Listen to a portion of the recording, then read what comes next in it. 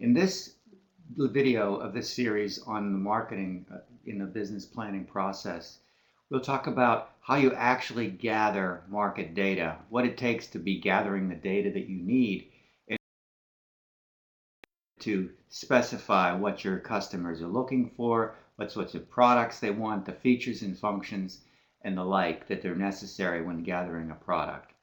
We'll talk about them. First, we'll talk about here what happens when you have a known product, known market, people kind of are comfortable with the products and the services being offered. And then we'll talk about when things are a little bit newer for an invention or something different.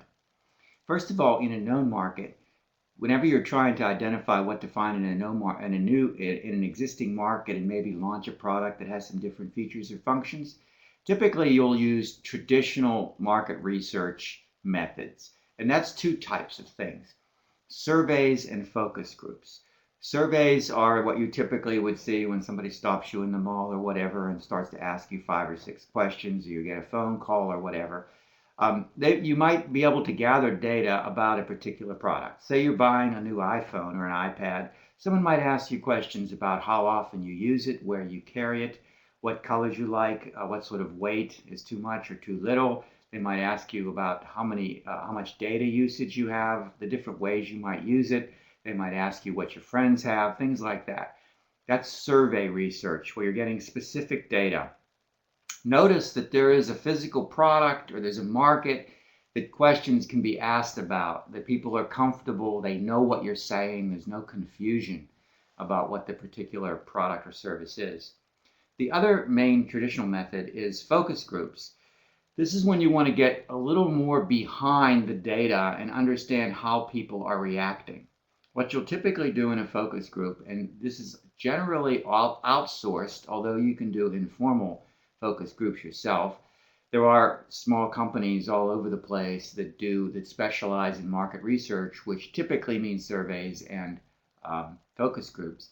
And they'll have their own room or whatever that's a location that's unmarked or indescript, and they have certain people they contact and they bring them in. And they have a similar demographic, like you might want men between the ages of 18 and 22 that like certain kinds of music and are dressed in a certain way or have certain sorts of job or economic placement, the kinds of work they do or the families they're from.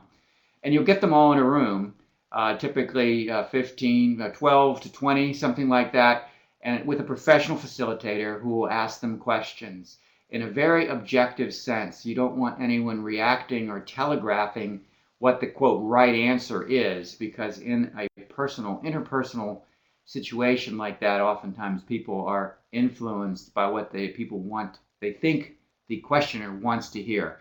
So that's one reason you hire a third party. And typically, if you do that, you might be behind a glass screen and watch the session, or it might be videotaped or whatever. Everyone agrees to this. And then you can watch people think about and process questions about how would you choose between two different products. One product that weighed a little bit more, but had maybe a little bit different, it was more resilient if you dropped it. Which would you want more? And people will weigh that and discuss it and talk about it. And there'll be you're sort of getting behind what thought process is leading individuals to make the choices and have the attributes or attitudes that they have. That's what focus groups are good for. If you notice, there's only 15 people maybe. That's not really a statistical sample, so you can't really make any conclusions from a focus group, but you could certainly learn what makes people tick. So generally, surveys and focus groups are used in complementary fashion, where the survey, you can ask thousands of people or hundreds of people and get a statistical sample that people will buy this product, right?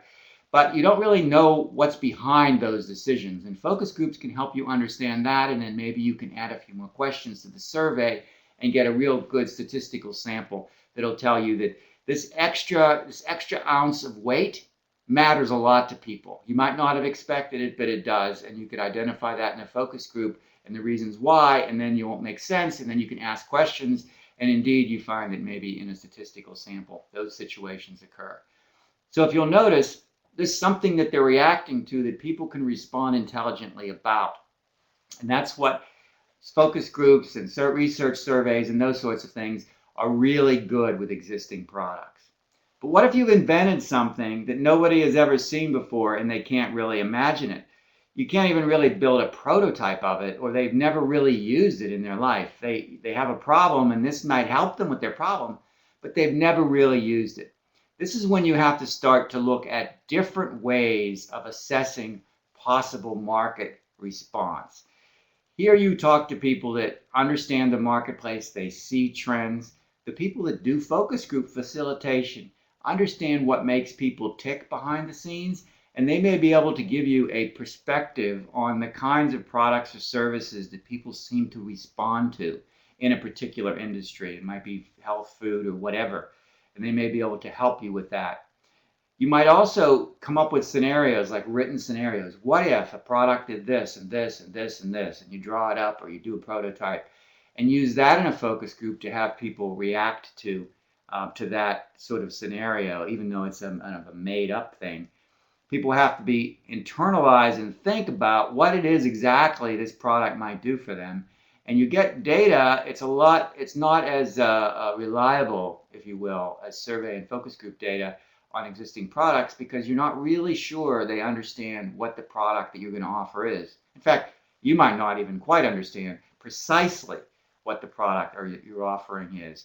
So you have to take a lot of risk. And this is one reason in this kind of arena where it's innovation, people generally launch a new product or prototype, and then they get responses and react, and they might make it lighter, they might make it sleeker, they might make it better looking, they might make it even less functional if it provides some other feature that people like, right?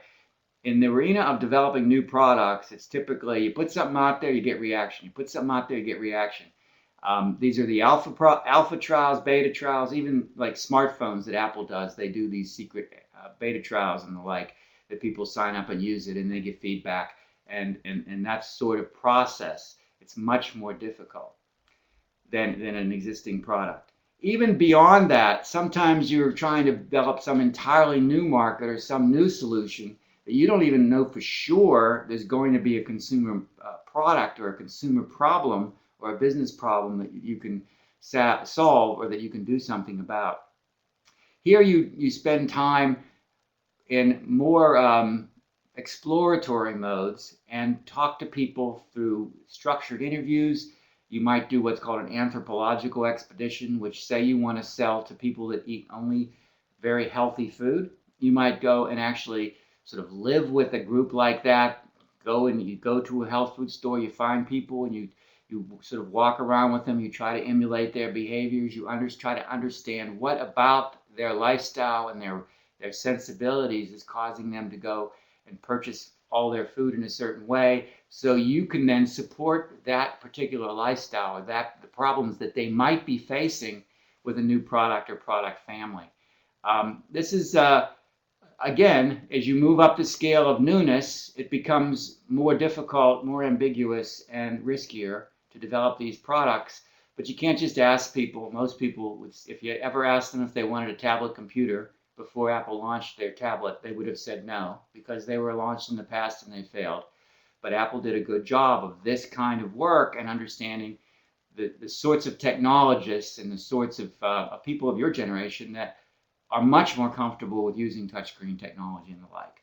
So the whole idea of gathering data is this spectrum or this continuum from, if you know what your product's going to look like, you can ask people directly. But if they don't know what you're selling and you can't really be sure what you're communicating to them, you have to start getting a little more in depth, make some more assumptions, try things out, get them to react, and then make your changes. And that's what the data is all about. Of course, you gather all the data. Once you get a prototype that works, you might try a focus group. You might launch a product to a small group like a beta group, and then you can do surveys. So you can mix these things as well. But it's important to note that they have different uses, and the newer your product, the newer your idea, the harder it is to get really, really good, solid market research data. You still have to do everything you can, it just gets harder. In the next lecture in this series on the markets, we're going to talk about the advantages we have as entrepreneurs in this sector and the disadvantages that we have. It's similar to the opportunity discussions about which opportunities help existing companies versus entrepreneurs. But in the marketing area, it's much more specific, and we'll talk about that at our very next lecture. So we'll see you there.